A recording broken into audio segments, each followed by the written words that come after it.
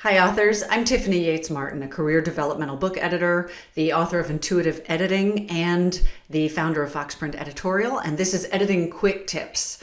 Today I want to talk to you a little bit about how to start your story strong and how to create and maintain momentum, and I'm going to base this on an experience I'm having right now as I'm editing one of my own stories.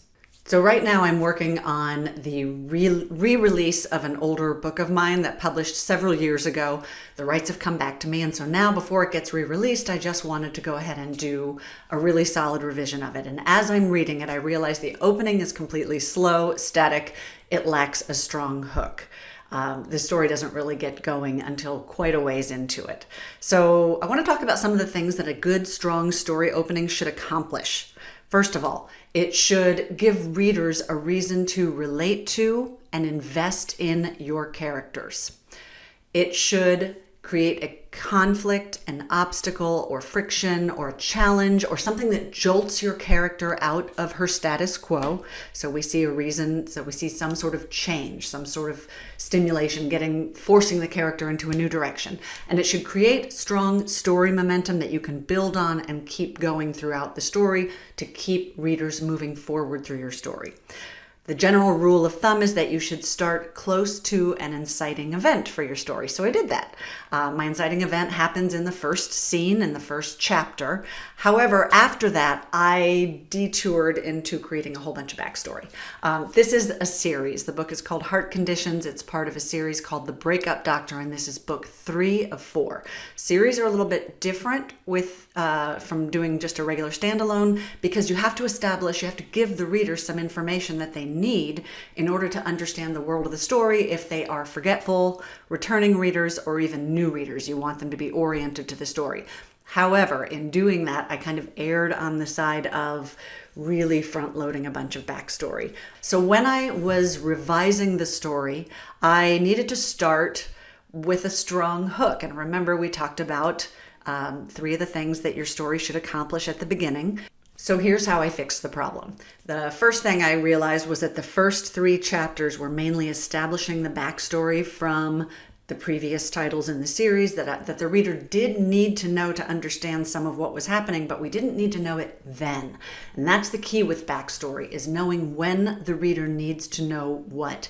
If you want to know more about that, I do have an online course about how to seamlessly weave in backstory. I'll put a link for that below. I was front-loading and info dumping what I thought they needed to know, so in the revision, I simply took out the first 3 chapters. But I didn't trash them. I kept that material because I was going to use that to lace it in as I moved the story forward once I had readers hooked. So I cut those first chapters, I made chapter 4 my new chapter 1, and then I started brush stroking in that essential information where the reader directly needed it so that I could set up the conflict and the stakes and move the story forward. I tightened and I strengthened the story overall by doing that, and I also plunged the readers directly into the story and the protagonist's struggle, what conflict they were facing, what challenge immediately my protagonist was facing. And I put the needed puzzle pieces in only as needed to maintain the reader investment. So I took some of the material from those first 3 excised chapters, and then I started lacing it in where I needed it. It's much stronger this way. The other thing that this illustrates, I hope, is that it's really hard to edit your own work, even if you are a professional editor. It's hard to get that objectivity on it. And when this story first came out, that was 5 years ago, which means I probably wrote it about 7 years ago. So first of all, in that time, hopefully we all grow as writers. So I'm a better writer than I am now, and I now can see some things maybe I didn't know how to do then. But I'm also a much more objective editor. So now when I started rereading this story, this jumped right out at me. Gaining objectivity is one of the best things you can do to edit your own work and see it with a clear eye and be able to spot things like this, where your story may not be as effective as it could be, or where certain things that are necessary for the story may not be used in a way that serves it best. I do have another editing quick tip on gaining objectivity. I'll put that link below as well.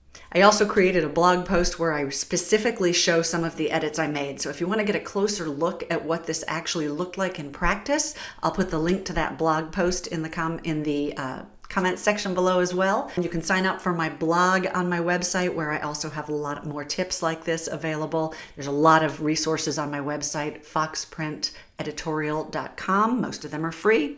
And please like and subscribe, of course. And if you have editing challenges you're struggling with that you'd love me to address in a future editing quick tip, by all means send it. I would love to tackle it and present it in a future video. Thanks for joining us.